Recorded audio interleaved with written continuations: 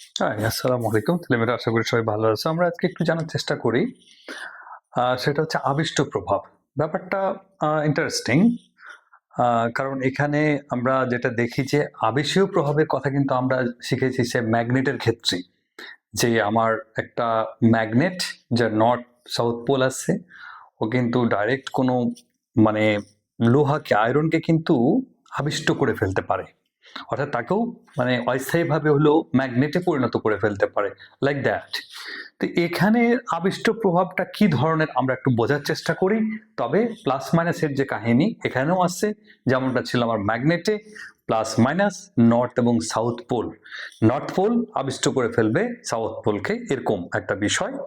তো আমরা একটু ঘুরে আসি সেখান থেকে, দেখি কি অবস্থা। এটা হচ্ছে একটা জৈব যৌগ, আমরা বুঝতে পারছি। ডেফিনেটলি এখানে ক্লোরিনের ইলেকট্রোনেগেটিভিটি বা তড়িৎ ঋণাত্মকতার মান কার্বনের চাইতে বেশি, আমরা জানি এটা 2.1, এটা হচ্ছে 3.5।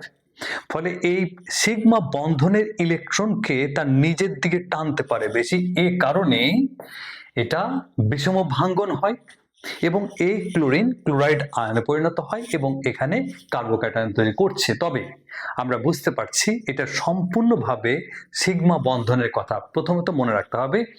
আবিষ্ট প্রভাব সম্পূর্ণভাবে সিগমা বন্ধনের সাথে কানেক্টেড, পাই বন্ধনের সাথে না। যদি কার্বনের দিক থেকে তার চাইতে বেশি তড়িৎ মোলের দিকে সিগমা বন্ধনের ইলেকট্রনগুলো চলে যায়, ওই যে চলে গেছে, তখন কার্বনের দিক থেকে চলে যাওয়া মানে মাইনাস। এটা আমাদেরকে বুঝতে হবে। সিগমা ইলেকট্রন চলে গেলেই তার নাম হবে ঋণাত্মক আবিষ্ট প্রভাব। একথা বুঝতে হবে আমাদেরকে। এটার উল্টাটা হচ্ছে আমার ধনাত্মক আবিষ্ট প্রভাব। সেটা কোনটা? নিশ্চয় কার্বনের সাথে এমন কেউ থাকবে যারা কার্বনকে ইলেকট্রন দিবে। দ্যাট মিন্স কার্বনের দিকে ইলেকট্রন যাওয়া। কার্বনের দিকে যাওয়া মানে হচ্ছে প্লাস। কার্বন থেকে কেউ টেনে নিয়ে গেল উল্টা দিকে, কার্বনের দিক থেকে অন্য কেউ নিয়ে চলে যাচ্ছে মানে মাইনাস। তবে সিগমা বন্ধনের সাথে কানেক্টেড আবিষ্ট প্রভাব। প্লাস আই প্রভাব বুঝতে পারছি আমরা সহজে, যে সিগমা বন্ধনের ইলেকট্রন কোন দাতা গ্রুপ কাকে দিচ্ছে, কার্বনের দিকে যাচ্ছে কারণ তার দরকার ইলেকট্রন, তখন এই প্রভাবের নাম হবে ধনাত্মক আবিষ্ট প্রভাব। আমরা একটুখানি ঘুরে আসছি আর একটা বিষয়, যে আমার আবিষ্ট প্রভাবের সাথে আবার হাইপার কনজুগেশনের একটা গোলমাল লেগে আছে। এটা আমরা কার্বোক্যাটায়ন যখন পড়াতে গেছি তখন কিন্তু বলেছিলাম যে হ্যাঁ, কার্বোক্যাটায়নের স্টেবিলিটি গুলো, স্থায়িত্ব কিন্তু আবার দুটো ফ্যাক্টরের উপর দায়ী, একটা হচ্ছে আবিষ্ট প্রভাব, একটা হাইপার কনজুগেশন। তো আমি এই লেকচারে আলাদাভাবেই আলোচনা করছি যে কোনটা আবিষ্ট প্রভাব আর কোনটা হচ্ছে আমার হাইপার কনজুগেশন। হাইপার কনজুগেশনটা কিন্তু একটু ডিফারেন্ট, বেশি যে তা না।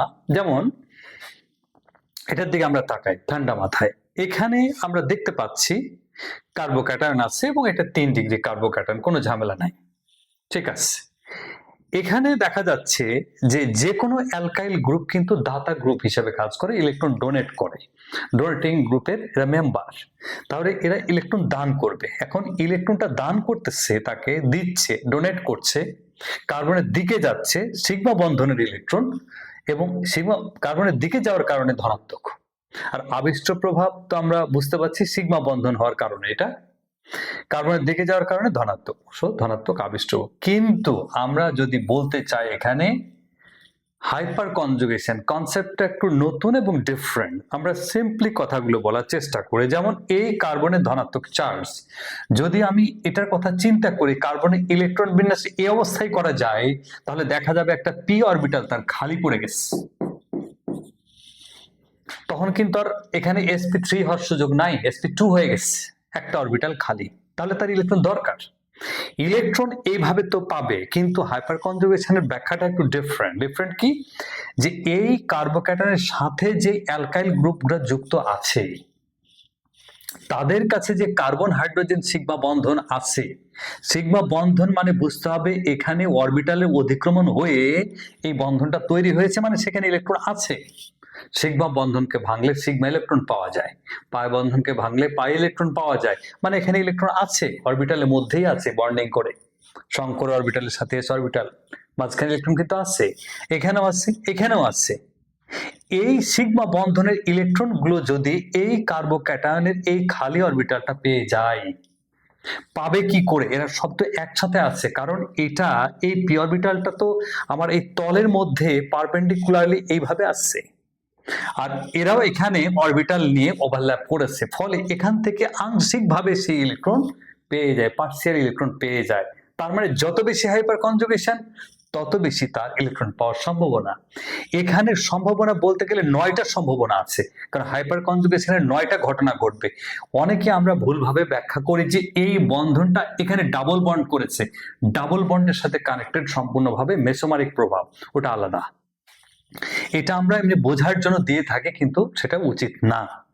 তাহলে এইভাবে এদের কাছ থেকে ইলেকট্রন যখন সে পাবে, তবে ইলেকট্রন পাচ্ছে কার্বোক্যাটায়ন।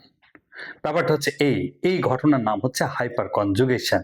নতুন কিছুই না, ভেরি সিম্পল এক্সপ্লেনেশন। তাহলে এই আমার আবিষ্ট প্রভাব, ধনাত্মক আবিষ্ট প্রভাবের সাথে আমার এই হাইপার কনজুগেশনের ব্যাখ্যাটা আমরা বুঝলাম। তার মানে এখানে যতগুলো দাতা বেশি যদি থাকে অ্যালকাইল গ্রুপ, তাহলে হাইপার কনজুগেশন বেশি হবে।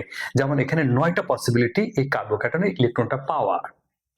এই দুটো পয়েন্ট, যে ধনাত্মক আবিষ্ট প্রভাব আমরা বলেছি এবং হাইপার, এর কারণে কার্বোক্যাটায়নের স্থায়িত্ব বেড়ে যাচ্ছে। যেমন 3টা অ্যালকাইল মূলক, তার মানে কার্বোক্যাটায়নের স্থায়িত্ব সবচেয়ে বেশি। আমরা আগের লেকচারে বলেছিলাম যে কার্বোক্যাটায়নের স্থায়িত্বের ক্রম বা অর্ডার কিভাবে হয়, এই দুটো বিষয়, ধনাত্মক আবিষ্ট প্রভাব, পজিটিভ ইন্ডাকটিভ ইফেক্ট, আর হচ্ছে একটা হাইপার কনজুগেশন দিয়ে ব্যাখ্যা করা যায়। আজকে এই পর্যন্তই। আমরা আরেকটা লেকচারে যাব, ছোট ছোট লেকচারগুলো তৈরি করতেছি। Thank you very much.